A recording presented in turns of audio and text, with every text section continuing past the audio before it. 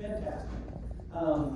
So, if a pilot tells you they have never been scared in an airplane, either they are lying to you about being a pilot, or they're lying to you about having been scared. And I'm not saying that like as a bravado, like that is just genuinely true. Unfortunately, that's how we humans learn. Eventually, something's going to happen to you out there that's gonna spook you. And so people will often say to me, "Have you ever been scared on the DC-3?" And the answer is yes. And they think I'm going to tell them some horror story about, oh, we're taking off out of, wherever the engine quit, fire in the cockpit, and that kind of stuff, because, I do have those stories. But that's not when I was scared of the airplane. So, shortly after we bought it, Eric and I were flying the airplane from Reno down to Marana, Arizona, where our maintenance base was. And we had Aaron, who was here tonight, so it's Aaron's turn in the barrel. So, Aaron is our crew chief. And we had Aaron in the back of the airplane. And our director of maintenance came up and said, "Hey, do you mind taking my wife and dropping her off in Marana, because that's where they live?" Now, heretofore, nobody had ever been allowed to ride with us from the maintenance team. The company that maintained it was like, "No, nobody gets on the airplane." All of a sudden, he's like, "Hey, would you take my wife?" So, Eric and I, we are just foolish enough to think like, "Oh yeah, of course we would take her with us." So, we throw everything on the airplane and off we go. And I'm drinking Coca-Cola and coffee, and we're having a great time. And then all of a sudden, I got to use the lab. So I go back to the back of the airplane, I go in the lab. And by the way, the lab on the DC-3 was bigger than the apartment I lived in when I started. Something to be said there for that. So I'm back in the lab, and we all know what you do in the lab. So I'm in the lab, and all of a sudden I feel this funny sensation around my ankle. And I look down. Anybody ever lived out west? You know what a western diamondback rattlesnake looks like? Don't read ahead. Next up is the part.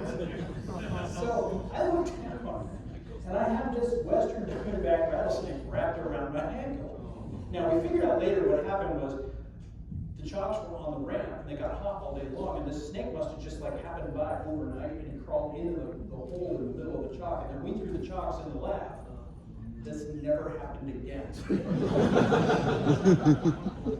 So I'm standing there, and it's a DC-3, and it's over the desert, so it's a little bumpy, so I'm holding on to the little railing on the ceiling, and I'm holding on to something else, and I'm looking at a snake,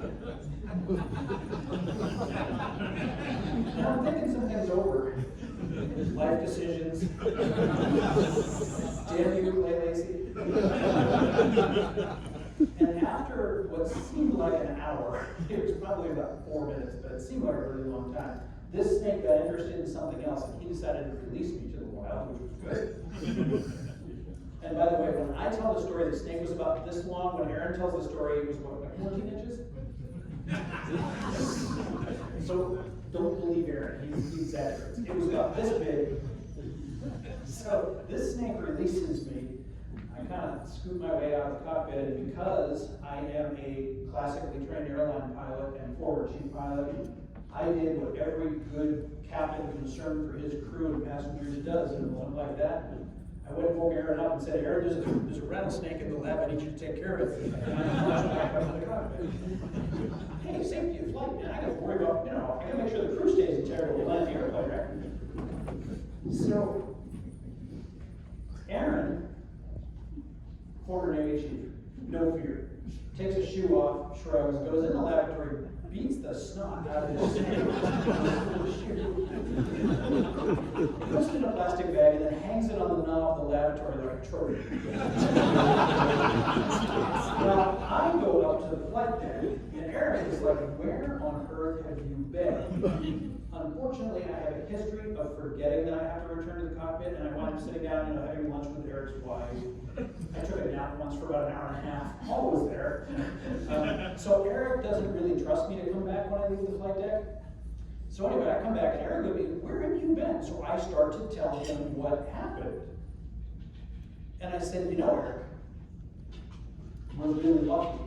And he said, "Why is that, Rob?" And I said, "Because, I had one hand up here, and I got the other hand holding on to something else. And if that snake had bit me in the wrong place, there's only one way to get venom out of a snake bite."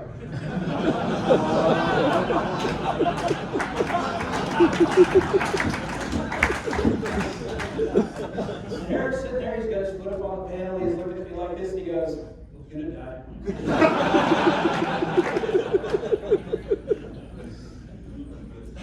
So, we sold the DC3 last year.